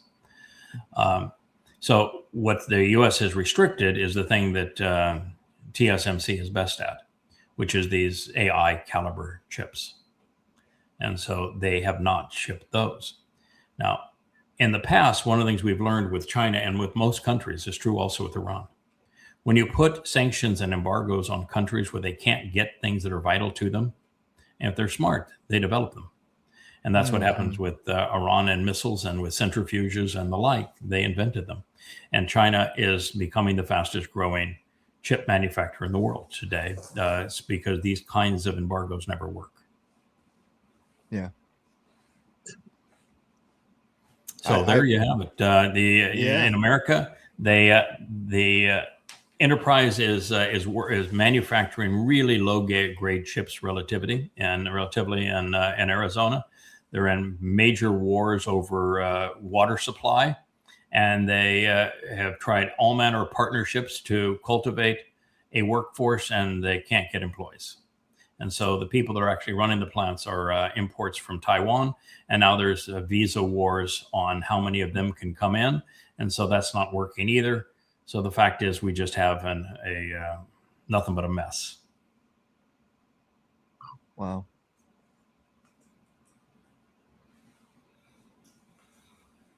This from you. Yeah, you got Amalek. The rabbis with their Samils, their weasel hats, and they're burning an Israeli flag. No, they're not. They're burning a homemade flag that looks like a. This is a bed sheet that they painted on. They're too cheap to even go buy a flag to burn. Yeah, and I think it's an effigy too, so that it's it's got little tenny rompers, and I think they probably made an effigy that was wrapped in a Israeli flag. They are reprehensible. This is the scourge of the earth. Rabbis of all varieties of ultra-Orthodox Judaism are deadly, toxic disgusting reprobates that are universally hated by God. And they cast a pall upon the remaining Jews in the world. They do. Yeah, they're out there Israeli flag. Yeah, homemade Israeli flag. Can't even buy an Israeli flag. Oh yeah, dancing. What a goon. Mm-hmm. Yeah. Your little curly cues. Like you're pretending that that is you're doing something that's Torah. Yeah, weasel hats and curly cues. That's where do you find the curly cues and the Torah? Is that the Burger King there? Who was that kid with the crown? Oh, look at that. It's just disgusting. It's so hard to be supportive of Israel. I mean, I'm sure it is if it is for us. Can you imagine Yahweh saying these are the people that I chose? And oh my God, they are so disgusting. And perverting your children to the third and fourth generation. Absolutely. If you were driving by that, what would be your response other than? What you doing, Rabbi? And they're standing across from a school. Yeah, they just, Oh, and they're celebrating Purim, which is, of course, from the book of Esther, which is a complete and utter fraud. Yeah. How repulsive they are with their bed sheets. You know the story with them as well, right, guys? What's that? That they cut a hole in the sheet because they don't want to have actual physical contact with their partners. Well, I'm sure their partner doesn't want to have physical contact with them either, or to see them. Can you imagine that creep making love to you? I just no, I cannot. No. Okay. I gotta order you guys some. I need to order some Zofran right now. That's it's just, oh my God, they're frightening. They're disgusting human beings, and they're pretending that they are representing God when they are nothing but caustic to God. They are reprehensible to God. And they will even Taruw'ah is the term that God would use to describe them. Cozy up. They cozy up to the Fakistinians, wear Fakistinian flag. I mean, you just don't get lower than it. There's just no lower place that Right. So I've got no problem. You want to criticize your government. I'm going to criticize Netanyahu. I think he's a disaster for Israel. I think that the rabbinical parties in Israel are as bad as the liberal parties in Israel. They are a disaster for the country. It's a shame that the country can't create a constitution. It's a shame that they continue to think that war is their better option as opposed to intelligence, and that they're destroying themselves. But I'm going to give my life for them. So it's one thing to criticize what they're doing wrong. God does all the time. It's another thing just to be obnoxious, which is what these idiots are. Well, burning the Israeli flag and effigies of their leadership and besmirching the state of Israel. I'm going to tell you something. If there is no Israel, we are right back to the Holocaust. And if you're a Jew and you want to condemn Israel, then you need to know in this anti-Semitic times that we're in right now, without the state of Israel, there is another Holocaust. Israel is what is standing between you right now and the Holocaust. Just beyond brainless. They are just anencephalic morons. And they don't read their own Torah and prophets. They read their Torah and prophets, they wouldn't be religious. God hates religion. God speaks vehemently against them. He is angry at them. And read their prophets, they would throw away the Talmud. They would throw away everything associated with Judaism and come clean. But you can't reason with them. This is the point that, if I had been there with Yahweh when Abraham asked his stupid question, I would have said, God, when do you get to the point with a culture that they're beyond evidence and reason, where there's no way to talk them out of where they have gone, where the only thing that you can do is neutralize them for the damage that they're doing, and that there is literally no hope for them? What are the signs that a culture has reached that point? And I think that had been a really interesting discussion, but that discussion did not happen. But I can tell you, we're witnessing it here with these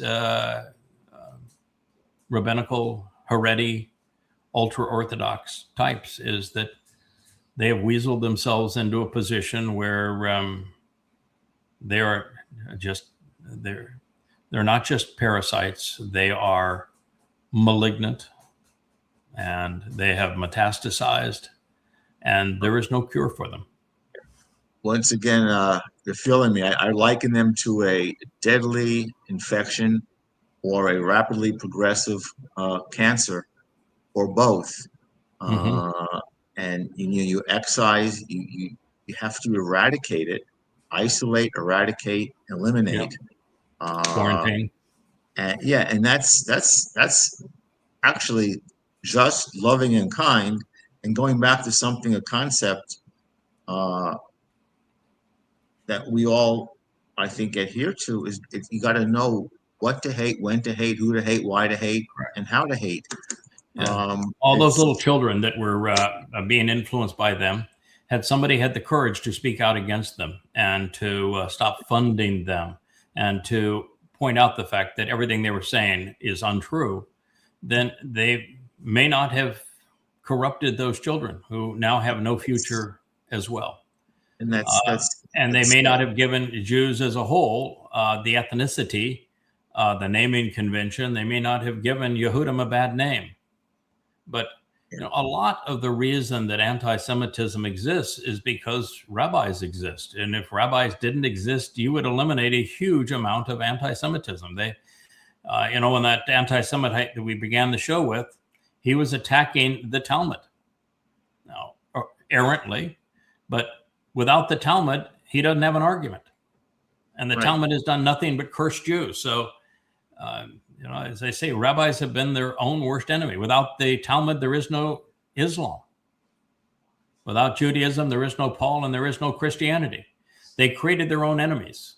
And even now, you look at these sad sacks, and everyone who sees them is going to have the same visceral reaction to them, that this is sick. There's something deeply disturbed and demonic about these people. And so they're inspiring the same kind of hatred of Yehud that the religions that they inspired have done. It's why I just hate religion. Well, we've gone to almost 2 hours. We can do one more if you want to do. You're itching to do one more. I wouldn't want to. Yeah. Dude, oh. Yeah, boy, did he ever lose his SHIT. I'll say he lost his shit. And he turned bright red. I mean, look how red he is here. And look at the horns on his head there. He's really looking satanic. I mean, this is Rahab looking Rahab. He's hissing on the left, and he's spitting on the right, and he's got his horns flared, and he's turned bright red. And he's got, of course, his goatish comb over here, according to the prophets. That's Rahab, man. That's Satan incarnate. He lost his shit, man. And I've always thought that Satan had better control over himself than that. When you pretend, as he did in the creating of Mr. Christ and of Allah, that you're a god, you have to have some self-control. You don't have to be all that smart, because people are really stupid. They'll believe anything.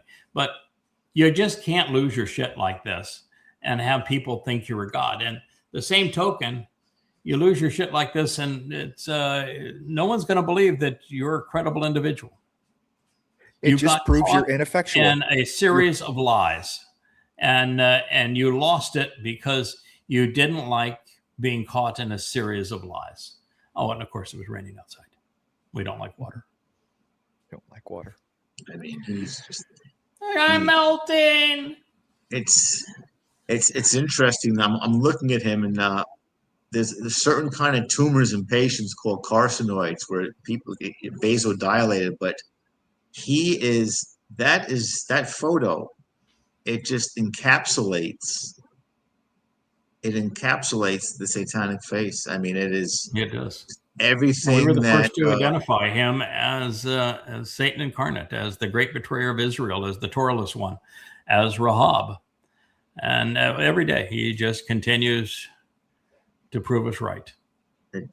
I mean, it's, I have a feeling there will be more to come. I have a feeling that as things. Oh, it's going to get far worse. It just Yes, it's absolutely. and particularly as he now is sparring with Israel, trying to find that he can blame Israel for his problems in Iran, and he has no solution for Iran, and he still has no solution for the Epstein files, and so he's got no solution for the economy, and he's got no solution for anything, and the world's falling apart. The petrodollar is cratering. He has lost his allies in Europe and in the Middle East. He has a war he can't get out of. It's all cratering for him. In less than 2 years. I mean, how do you fuck it up that bad in less than 2 years? In 2 years, yeah. How could you screw it up that bad? And how, after 2 years of doing everything wrong and making an utter fool of yourself and of the world, you still have all 38% of MAGAs in your corner.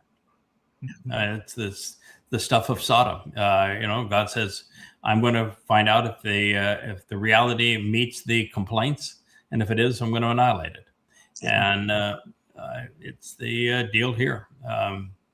There is no solution for this, and the most merciful thing is to put us all out of, so that we're no longer suffering as a result of these kinds of beasts. And he just happens to be the worst of them. He's warming up for the final act. He is, and that final act takes place in Jerusalem on the 24th of September of 2033. It'll be Taruw'ah, and he's going to irritate a whole lot of people when that happens, and he's going to find that he does melt in a torrent of water. Well, yeah, I mean, you described it. Yeah, I mean, it was pretty revealing yesterday when you described it with Dowd having the scepter and being the branch, and again, you being the stem, the rod, and the spear. Man. We've got his number. But we also have the number of all those who are militant and conspiratorial and anti-Semitic and racist, and religious and political and patriotic. We're going to get rid of all of you. Yeah. All of you. And it'll be the most merciful thing we could possibly do. It will be. And then clean the world, go back to the conditions of Eden, and provide Dowd with a following. That, by the way, is the key aspect of our job right now, is that God wants his firstborn to be the ultimate heir of a creator. You created an empire. God created the empire of this universe and life there in it. And he created a firstborn to be his heir. And he can't be king without a kingdom. And he can't have a kingdom unless we do our job of providing people that we purge of their religiosity and prepare to respect and honor him appropriately. But, that's basically our job, is to prepare a kingdom for Dowd. And when we do that, we're making our king happy and our God happy. And we will prosper as a result of doing it. But that's really our job. When they say no King's Day, yes, there is a king, and he will have his day. Following the war, only 7 years from now. Following the war and a righteous indignation, and use the terms, halabana and ha-chama. After the 7 days, Dowd will get over it. He will. The bittersweetness will turn to joy when he takes on his bride. He will. She's going to be beautiful, and she's going to be bright, and she's going to be dressed in stars, and he's going to come back as brilliant as the sun, and it's going to be a beautiful wedding, and then a honeymoon during Sukkah, and we're all going to be there to celebrate. It's going to be a great occasion. When you have God attend your wedding, that's pretty good stuff. Yeah. Speaking of something, I just want to do a shout out. Yes. To Shannon and Mary, Paul, the next witness. Congratulations. I'm pretty certain. I can't swear to it, but when Shannon was here, and he would talk about the people that he met as he went around the country. And there was, and I didn't pay attention to all the names. There's so many names of people he met. But he kept on mentioning this one woman that he said, boy, it was really a nice time that I had with her. And you could see that he was kind of longing to get back to that position, that he saw maybe there was something there. And so when I saw your reveal, I'd say, yeah, that's exactly what I thought was going to happen. And my response is that there is very often a reward in doing the right thing for the right reason. He was out, engaged, doing the right thing for the right reason. And in his case, look at the joy that it brought to both of them. But, if you're not out, engaged, being supportive, how would that have ever happened? Right. He made that happen because he was willing to travel the country and meet people, and he gave everybody gifts and was supportive and loves you and wanted to talk, and that is why that lovely romance developed. So I know my response was well earned, actually. It was well earned. He earned that response, and you can tell that he's really happy. And it's such a good, genuinely nice, good man. I think he's deserving of that, and she's deserving of it. And of course, I'm going to speak more about him than I do of her because I've met him. He's took the energy to come here. He brought Cara to us. He's somebody that I genuinely know. I've spent time with. We've had meals together, long conversations together, and he's genuine. He's just a really, really devoted, fine man, and he is somebody very special because he overcame the greatest heartache in life, and he's turned that heartache into something really positive, as motivation. And now to see him in a situation where he's found love, that's beautiful. Yeah, And really is. you want to talk about a positive witness? That's a positive witness. Yeah. And so thank you, Matt, and thank you, Kevin, for the way you presented it. Yeah, I love it, the way that she went green, like, he's going to say something that she's not comfortable with, and they find out they're actually in the same place, and she comes over to the couch and they give a kiss, and that was really it was a nice reveal. Yeah, worth seeing. A delightful moment. Thank you for bringing it up, Jeff. Thank you for being part of that, Kevin. It was lovely. Well, thank you, Perry. Perry has been driving the show. Rich has come back. He has been in his condo. They have not had internet until today, so now he is part of the real world. He has got internet in his condo, so he's playing with gas, and he's back on the job now that Perry is. Has successfully run the show, and he found out, he's done a good job of teaching Perry to do this. And now our Perry job is, Perry has a beast down in the basement that is a really powerful computer, and we're going to teach that beast to read our books and then to create an AI. And have Joe integrate the speech and the AI and the avatar with the page turning books, and that is our project right now. So wish us luck. I'll continue to work on Noach. I just can't get out of it because every statement is a new learning lesson, and I can't bear reading something from the Torah and not sharing what it means, because everybody wants to talk about the nonsense of what happens, and no one pays any attention to what really is there that are the life lessons. And there are many in that whole story, and it just goes on because the story of the flood goes right into this meeting with Yahweh, Shem, and Noach with Abraham and Sarah, and then it goes right into the episode of Sodom, and then that group all moves to the witness on Mount Moriah with the dress rehearsal for Passover. So it's It's such a beautiful story. All right, so that's where we're headed. Thank you very much. I appreciate it. We got full 2 hours in on the vlog. Always good to have you, Dr. Jeff. You're a great contributor and a great friend. And thank you, Kevin. Thank you, Perry, for being the assistant king of the cables, prince of the cables. Thank you very much. Bye. Shalom. Hey